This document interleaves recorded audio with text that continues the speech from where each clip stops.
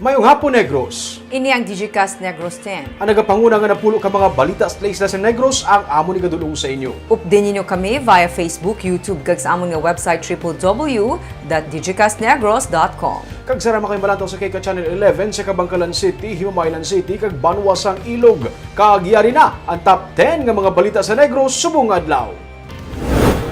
Tatlo ka mga persona sa likod sa pagpanghimo sa peke nga mga lisensya kag resibo sa LTO arestado. Anom ka mga commercial establishment sa Don Salvador Benedicto gitpasira bangod wala sa mayor's permit. Sa Talisay City, lalaki nga nagpositibo sa Delta variant sa COVID-19, nagnegatibo na sa virus.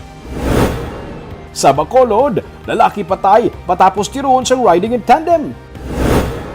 Kag sa tripping ni Ruming, road trip pagkadto sa campsite sa higad sang Suba.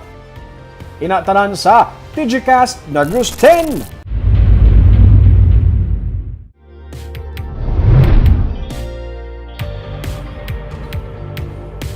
Sa number 10, duga nga serbisyo ang sarang ma-avail sa Teresita Lopez Halandoni Provincial Hospital karon nga nakabakal ang probinsya sang 2D echo machine. Sunod kay Provincial Administrator Rayfrando Diaz ang dugang nga medical equipment kabahin sang upgrading sang ospital kag mabuligan man ang mga pasyente nga nagakinahanglan sini, labi na ang mga indigent o kun ang mga wala sang sarang. Sunod kay Dr. Mary Ana Maestral ang pamuno sang TLJP, isa ka multifunction machine para sa 2D echo kag ultrasound test kag vascular studies ang ginbakal sang probinsya. Kun ang mga indigent nga pasyente katapos ang Negros Occidental Comprehensive Health Program, pwede sila maka-avail sang serbisyo sini nga libre. Padayon ang pag-upgrade sa mga ospital kag may 100 million pesos nga pondo nga napain para diri. Ang aton nga hospital upgrading nga budget, no, every year i-maintain ako naton. So they can ask for additional equipment, medical equipment para ang aton nga mga indigent nga mga pasyente makatilaw man sa state of the art nga mga equipment nga libre, no?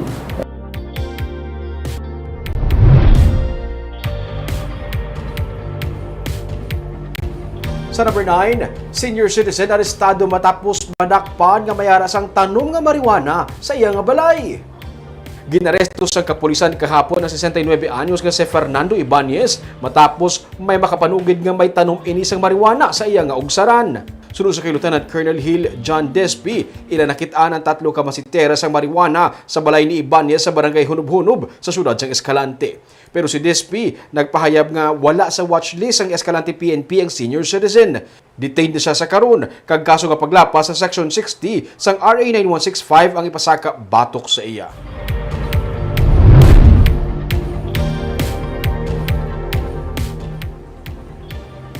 Sa number 8, incumbent councilor sa Banwasang Moises Padilla nga si Vincent Garcia ang nagsungka sa PNP matapos nga maulamid sa pagpatay sa isa man ka konsehal. Nag-surrender sa PNP kaina ang konsehal nga si Vincent Garcia nga hinablos ni Mayor Elia Garcia Yulo kag utod sang ginpatay man nga konsehal nga si Michael Garcia.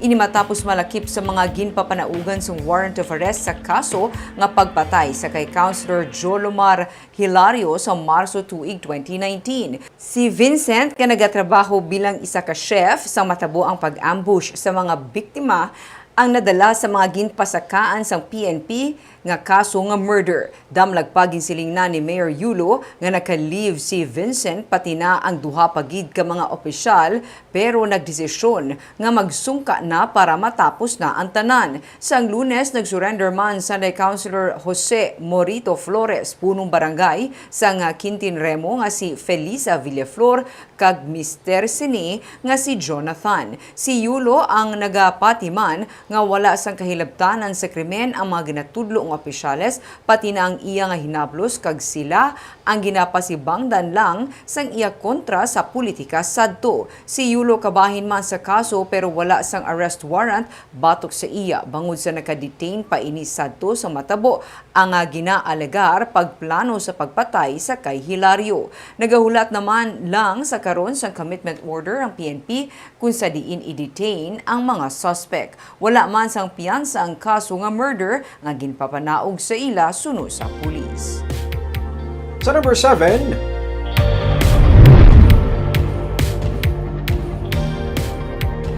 motorcycle rider patay matapos mabunggo sa truck.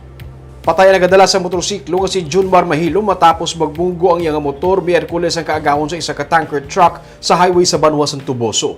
Sa investigasyon sa PNP, naglapaw ang motor ni Mahilom samtang nagapaliko sa kurbada nga bangin sang dalan, gani ini nabunggo sa truck. Posible nakainom si Mahilom suno sa pulis. Nag-agom sang pila sa ulo ang biktima nga amo ang gitunaan sang iya kamatayon. Gindetain man sa Tuboso PNP ang driver pero siya ang na-release na matapos maglapse ang reglementary period.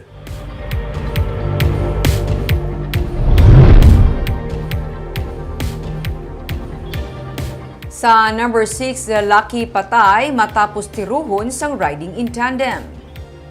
Patay ang biktima nga si Mark Westa matapos tiruhon sang riding in tandem kagabi sa Dalan Palangka, sakop sang Barangay 10 sa Bacolod. Suno kay Captain Paul Vincent Pendon, nagapundo lang sa madulom nga bahin sang dalan ng biktima sang hinalit na lang siya tiruhon sang wala makilalan nga suspect. Diduguuna sa makita sa mga residente si Westa. Nakuha sa crime scene ang isa ka fired cartridge kag isa ka bala pati na ang kalibre .45 nga armas sang biktima. Suno kay Pendon, ila pa ginahibalo ang background ni Westa kag wala pa sila sa karon sang may ginalantaw nga motibo sa pagpatay sa iya.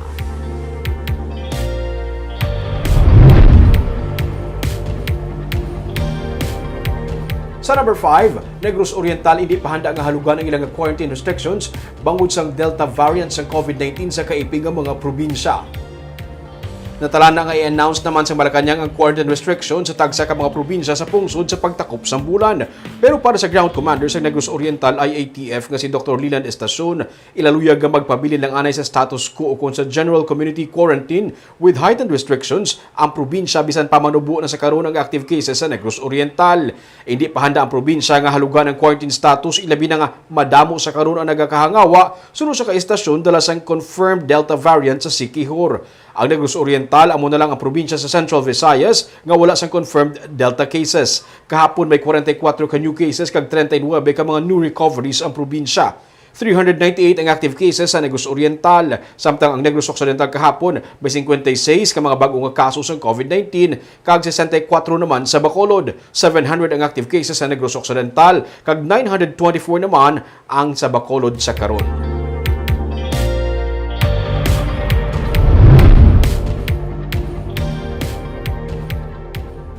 Sa number 4, mas madamo nga supply ng COVID-19 vaccines ang ginapaabot sa Bacolod sa bulan sang Setyembre. Magluwas sa supply sang AstraZeneca vaccines nga ginbakal sa Bacolod, ginapaabot man sa pamunuan sang Emergency Operations Center ang delivery sang mas dako nga supply gikan sa national government. Suno kay M. Ang COVA Council Coordinator kay Executive Director sang EOC sa virtual meeting upod sa National Interagency Task Force, ginpasalig ni Chief Deputy Implementer Vince Dizon ang pag-abot sang duga nga supply sang vaccine sa madason nga bulan. Ginkalipay man sa syudad nga pati mga private institution ang nagpalapot sang duga nga supply sang bakuna. Nagalaom ang EOC nga mas mapadasig pa sini ang ginapatuman nga vaccination program, ilabi na nga nagsugod naman ang vaccination drive nga 24-hour shift. Sa weekend, magabukas man ang SM kag Ayala Mall para sa mga walk-in nga luyag magpabakuna sa vaccination center.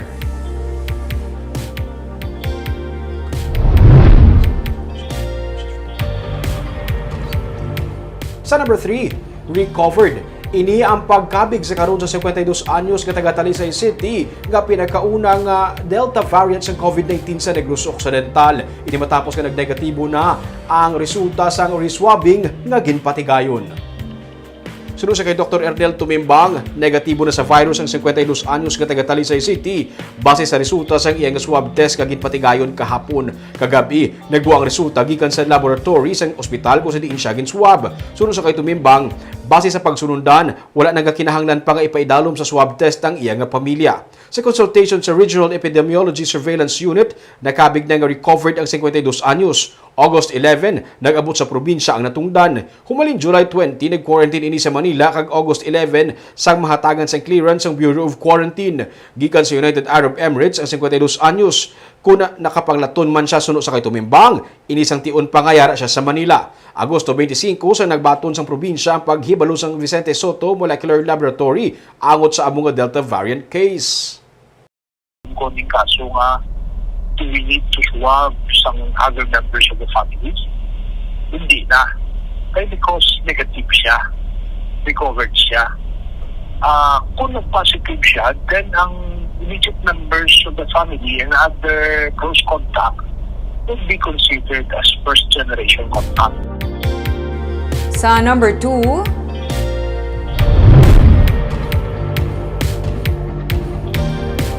sa Banwa, Don Salvador, Benedicto, pila ka mga establishmento ang ginpasira matapos wala nakakomply sa nagakaigo nga permiso.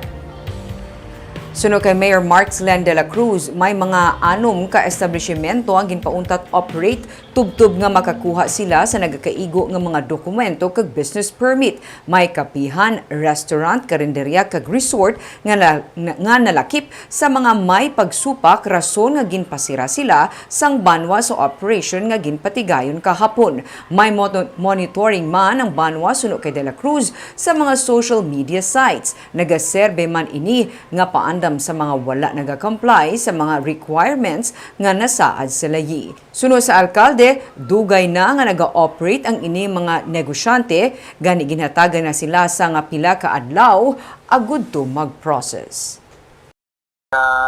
First, wala gid sang business permits, no, dugay na sila operate. Mayara man nga ng nang nagbayad ng sila resibo sa Banwa, nakabayad na sila, pero wala nila ginsigi process ang nila until makakamap sila sa mayor's permit. May ara man nga wala sila, na daw wala lang, pero sa Facebook offer sila sa nila accommodations, accommodation ka services. Now wala gid yan kuha business permit. Kag sa numero 1 sa mga balita, subong nga adlaw.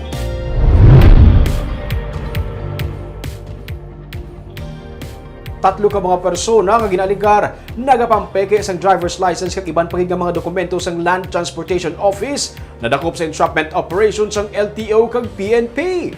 Ma-report si Nico Delfin. Nabaklan sang peke nga driver's license ang mag-live-in nga Sunday Loribel Zamora kag Jefferson Panisa sa joint entrapment operations ng Land Transportation Office 6 kag Bacolod City Mobile Force Company sa Bonifacio Street sa downtown area sang Bacolod, Huwebes sang Udto.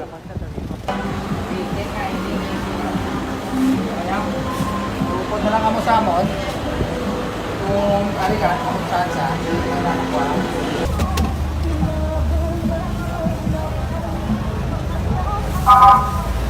Makaligad ang pila ka oras, sunod naging kadtuan sa mga otoridad ang balay ni Marlon Pandungan sa siyudad sang Bago. Didto na-recover ang 15 pa ka mga peke nga driver's licenses, mga machine kag supply sa paghimo sang peke nga licenses, kag pati na mga peke nga resibo sang LTO, suno kay Attorney Gaudioso Hedospan, Assistant Regional Director sang LTO 6. dinding ina-printan ito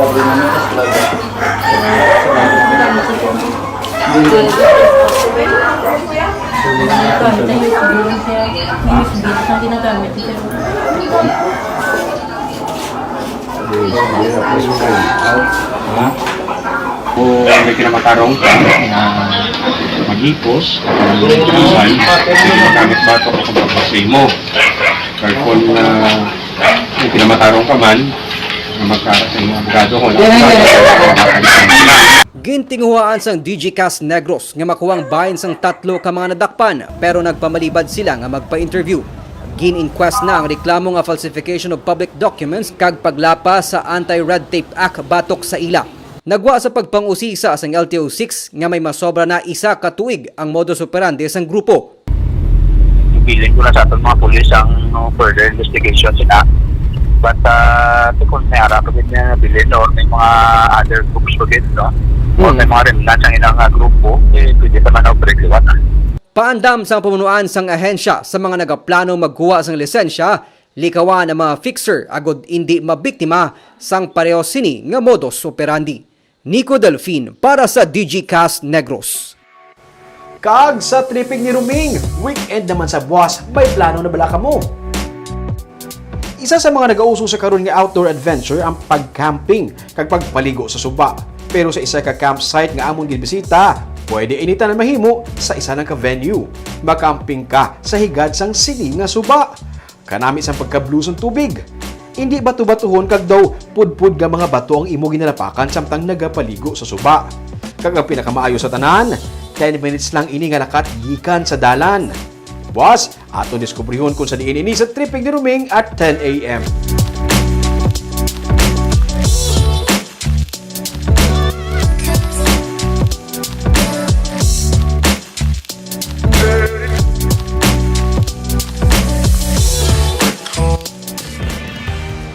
Barb, isa ginasubong sa popular nga mga trip sa mga tao, camping, kadto sa suba. Daw mo na notice ko sa mga lugar. For a change ko no, Robing, sa imo nga pagpabukot sa balay. Oh, at least Barbie ng open air. Ganun man. Oneness with nature siguro. Pero ka safe man ming, no? Mag-camp ka sa kilid sang... Hindi man siya giduara sa kilid sa suba mismo. Lapit lang. Lapit siya, tapos ang iniyang sa babaw siya sang bukid, balang balila ang tubig galing sa tuburan. Talak na ron. Ang Namin ko hapo. nakaya ko, di ba? Sa mukha ni ka dako nga lawas, nakaya ko siya sa kaon. 10 minutes ka nakatara ka na. Ati okay, dala exercise. Oo. At least ang imo nga lungs maka-exercise. Kagabi ang mga balita sa Negros sa bungadlaw. Kay man sa panahon karon importante nga may ihibalo ka sa nagkakatabo sa imo nga palibot. Pero dapat balanse kag eksakto ang mga impormasyon. Padayon kami nga magapangalagad sa Negrosanon. Ako si Barbara Mijares. Tubtub sa Lunes, ako naman si Romeo Subaldo. Mayong hapon.